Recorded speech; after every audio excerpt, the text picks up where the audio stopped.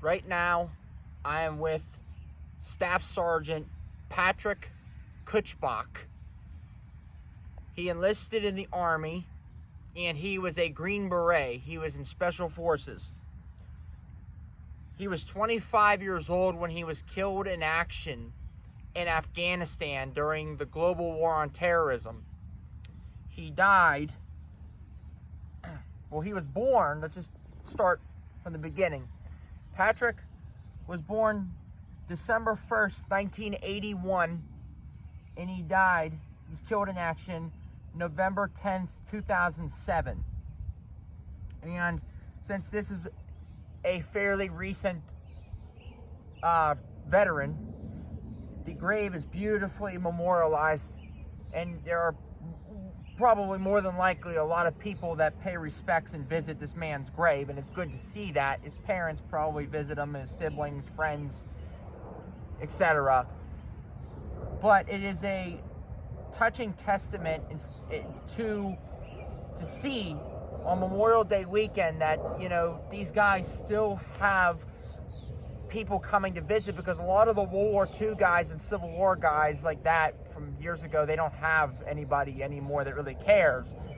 But, you know, seeing him and visiting his grave for the first time here, I mean, it's very touching. And he is actually the first global war on terrorism veteran KIA that I've ever met, that I've ever actually visited.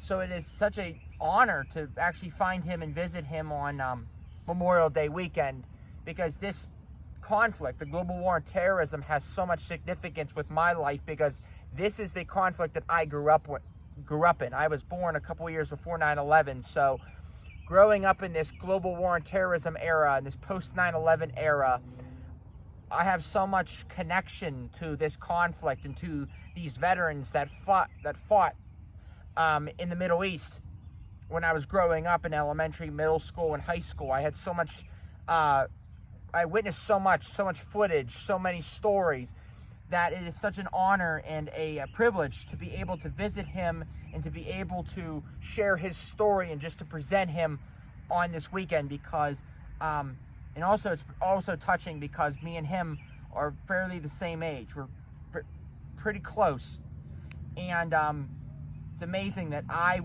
will probably live 40 to 50 more years than him, and he was 25, and it just like cut short.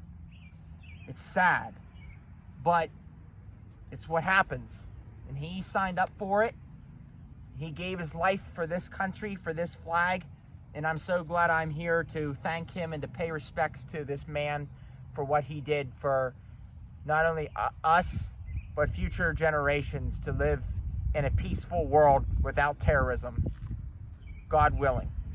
Thank you for your service.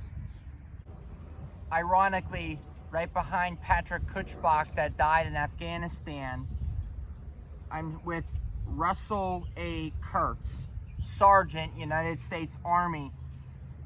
And he was born on January 31st, 1985. He was born 40 years ago.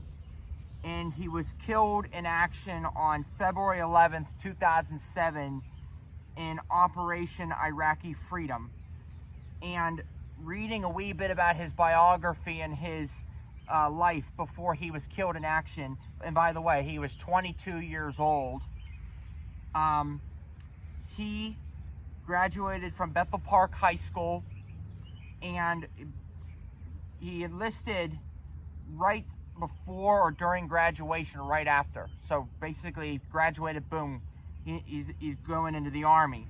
He was accepted into many colleges, but he'd rather put off his education in college and serve in the Army and serve in Iraq for his country, postpone his education, and then after he gets out and serves his country, then he would go to college.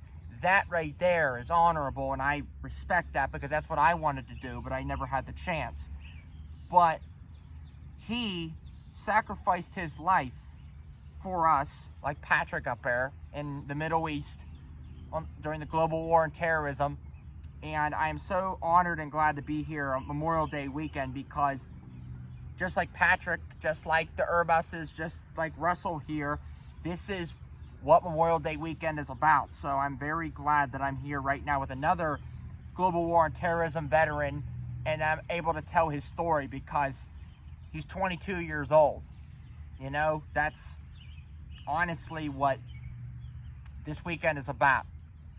To give the stories, to share the stories of the youth that will never grow old, never see their kids get raised, never have kids, never live a full life like I will, like you will.